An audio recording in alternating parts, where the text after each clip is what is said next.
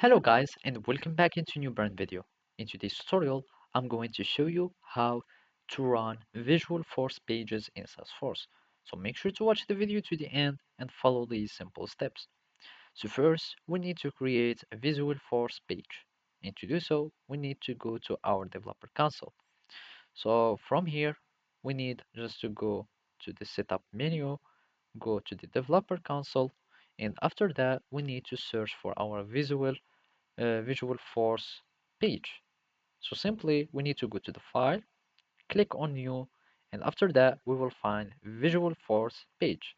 We click on new one and let's name it a hello page. So from here we need just to click on OK, and of course it shouldn't have some spaces. Let's just call it hello page like that. We click on OK and we have our Epics page that has been created.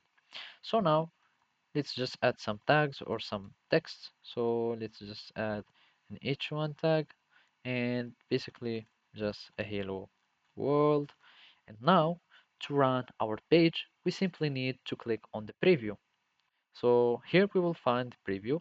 We click on preview and now I will just click on OK and I will wait for the page to load and it should show us our markup language.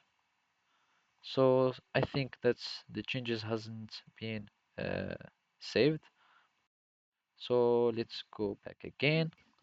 And basically we have it here. So we had only some uncommitted changes, and now that we have committed, we have our hello world that is showing. So simply this is how you can run your Visual Force. Thank you for watching and see you next time.